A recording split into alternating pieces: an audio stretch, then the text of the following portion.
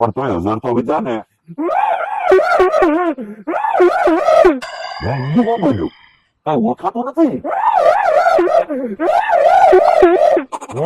ઓલા દાદાનો માળા હોતો નતો આવે. એલા હું કામ રોવે? એ ભોળા દાદાએ ખાવા ન દીધું. તો પણ હાલને મારા ઘરે ગાંઠિયાનું શાક ને અડધો રોટલો પડ્યો જ છે. એમ તો શાક રોટલો તો અમારી વાડી આવી છે. શાક રોટલો મારે નથી ખાવું. તો તારે ખાવું હું? એ લાડવા. જો બોલો, લાડવા તો અમને ભાવે. કોણ ખવડાવે? પણ ભોળા દાદા ને ક્યાં પૈસાની તાણ છે? તારે તો લાડવા મને ખવડાવવા જોઈએ ને. ભાઈ કીધું હમણાં આપણે લાડવા લેવું નથી ખાધું હો. તો પણ હાલો લાડવા લેવું ખાવી કોણ પૈસા આપશે? હાલો ને ભોળા દાદા કોણ કરવી? તો એક કામ કરવી, હું 82 નંબરનો પ્લાન વાપરવી. તો આ તો ખાવાનું મળે. લ્યો પૂરો આવેલા.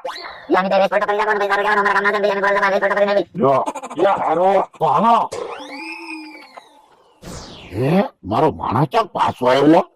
એની હારે કોણ છે? દાદા મહેમાન આવ્યા. કોણ મહેમાન છે? એ મારા ભાઈબંધ છે, ચમન ચોટલી ને રમન રોટલી. દાદા કોણ છે? એ મારા શેઠ છે, 500 વીઘાના માલિક છે. ઓય રે, અમારી કરતા તો પ્રોપર્ટી હાવ ઓછી છે. કેમ એમ બોલે? એ બે બહુ પૈસા વાળા છે, મારા ભાઈબંધ છે. તારી પાસે તો પૈસા નથી તો એ તારા ભાઈબંધ છે? હા, એવું થોડું હોય. પૈસા વાળાના ભાઈબંધ ગરીબ હોય અને ગરીબના ભાઈબંધ પૈસા વાળા હોય.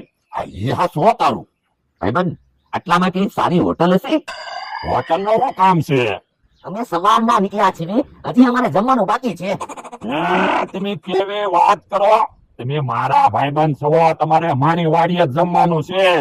અમને હોટલ સારી પડશે, તમે અમને નહીં જમાડી શકો કા? હા, તમે એ બળતરા ન કરો. મારા શેઠ બહુ પૈસા વાળા છે, તમારે ખાવું હું ઈ